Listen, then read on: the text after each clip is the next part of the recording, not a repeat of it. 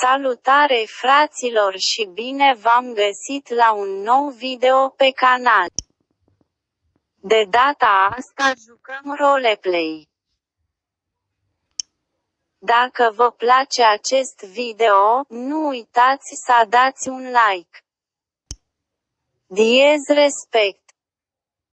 Și bine v-am găsit la primul meu episod de roleplay pe acest canal, fraților. Ei bine, suntem într-o mașină aici foarte avariată. Am și avariat-o eu.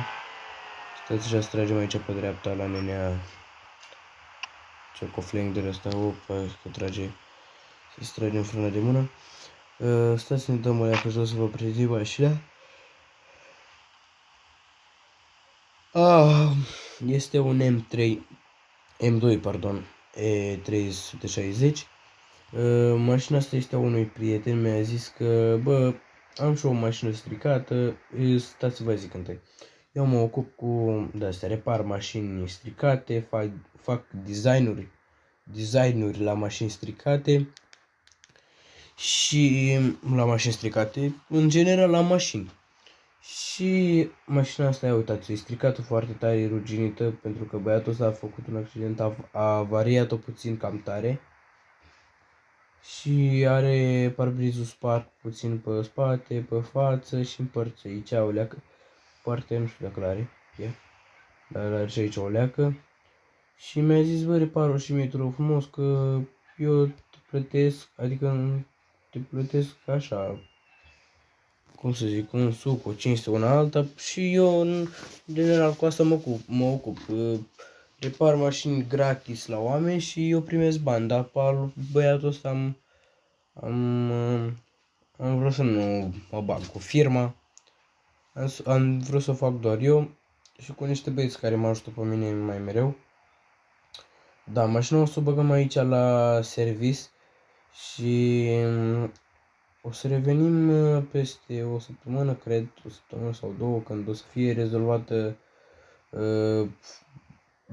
botul, când o să fie îndreptat doar, sau să fie schimbat, nu știu, încă n-am luat o decizie. Stai că fuge la vale. Da, asta ți-o băgăm la servis.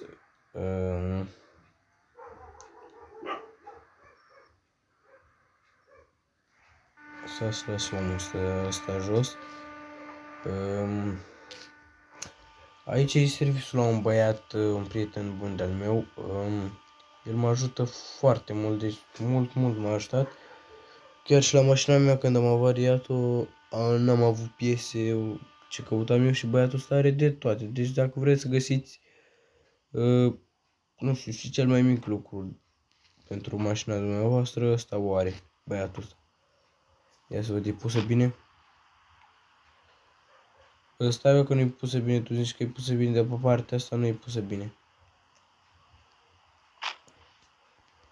Stai să dau fovul la camera mai mare ca să vedeți și voi bine cam ce se întâmplă aici. Bine că nu e senzația aia când... Așa, da, nu. Ia să văd. Bă, aici am pus-o bine. Ia, nu zic că n-am pus... Hai, Doamne. N-am pus-o de data asta acolo bine. Stați. Bun, și schimbă fovul într-una la camera asta. Deci cam așa e.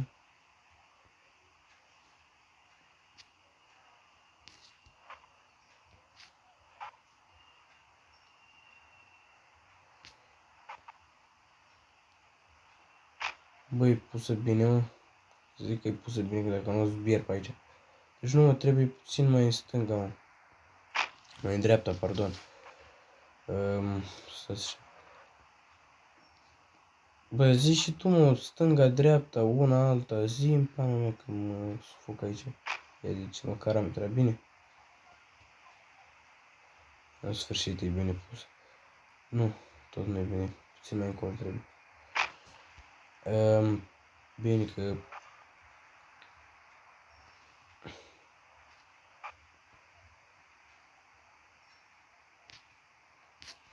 Am călcat cu o roată, dar nu știu care.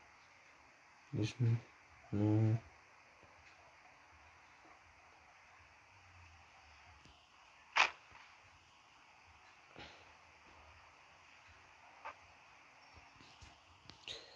Stați așa, bă, fraților, că nu știu ce să-i fac. Stânga. Ia.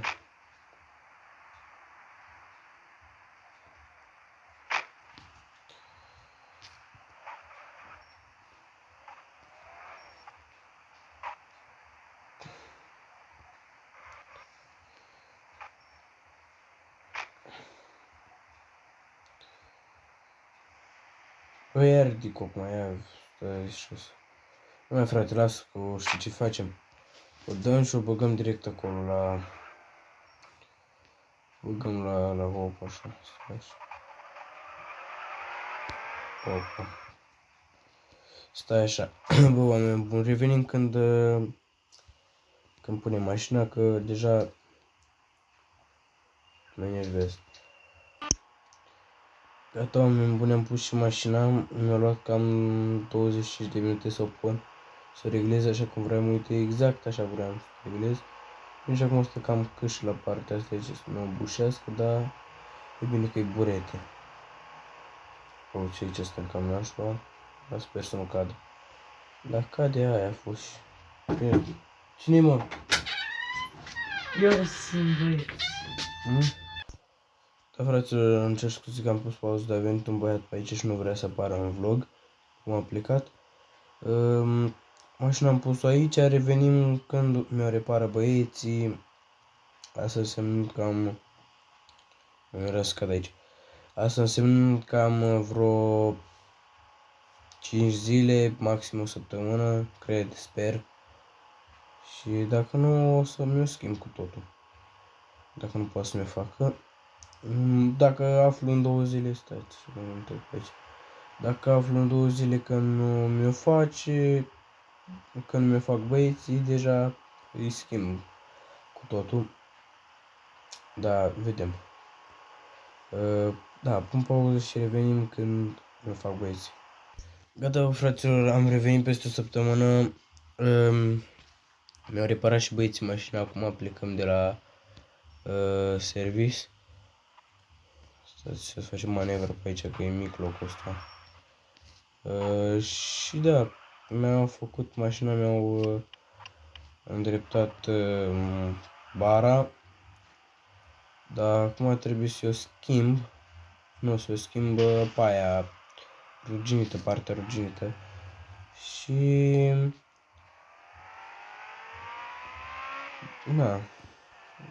Când o să o schimb pe aia ruginită, o să vedem ce o să mai facem cu mașina asta. Ce lucrușoare o să mai facem. Bă, măcar oglinzile sunt bune. Asta de sus e luată, dar alea două sunt bune. O să-i facem și semnalizările. Mă moară să știu că n-are semnalizările bune.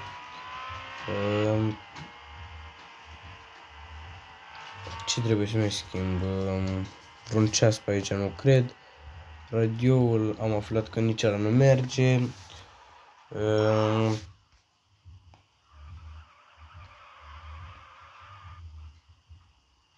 Ce nu mai merge?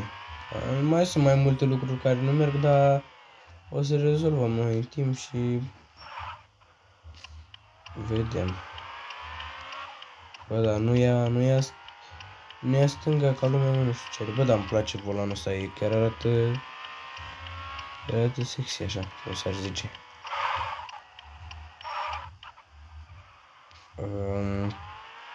Hai să mergem până aici puțin. Tu, mamă. Bă, e posibil ca pe viitor să mă angajez și undeva. Și undeva unde? O să mă angajez, vreau să mă angajez pe tir.